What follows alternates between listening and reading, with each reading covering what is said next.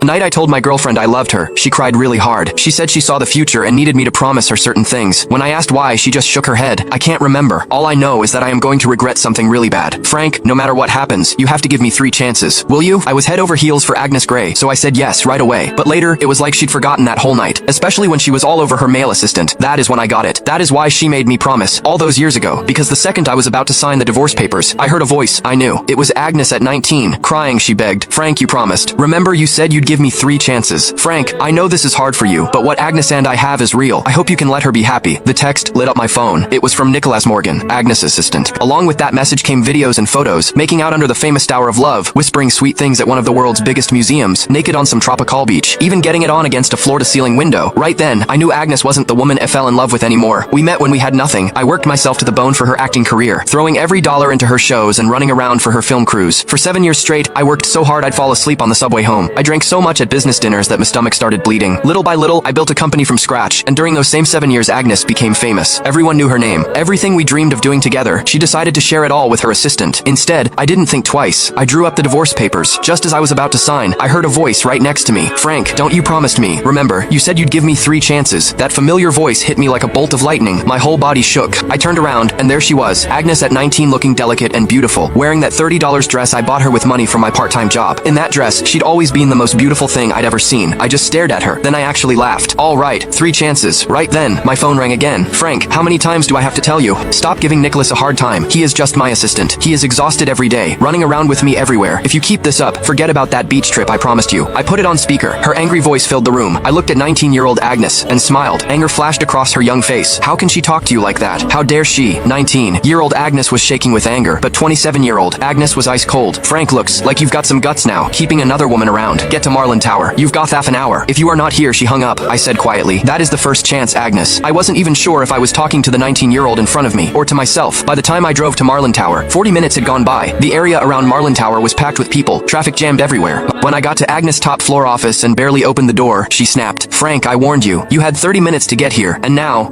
I cut her off, turned around and flopped onto the couch like I didn't care. Nicholas was there too. He kept his head down, eyes all red, his right hand holding his left wrist. My attitude seemed to set Agnes off. She slammed her hand on the desk. Frank, what is with that attitude? You still won't admit you were wrong. But before I could say anything, Nicholas jumped in. Agnes, it is nothing really. Just a watch. Don't blame Frank. That just made Agnes angrier. But instead of yelling at him, she held back and softened her voice. How can you say it is nothing? He is so petty, he even tried to steal the birthday gift he gave you. Don't worry, I am not taking his side. Then, she turned back to me, her voice sharp as a knife. Frank, I am giving you one last chance. Give Nicholas his watch back. I'd lost count of how many times this had happened. No matter how many times Nicholas set me up, no matter what I said, it never mattered.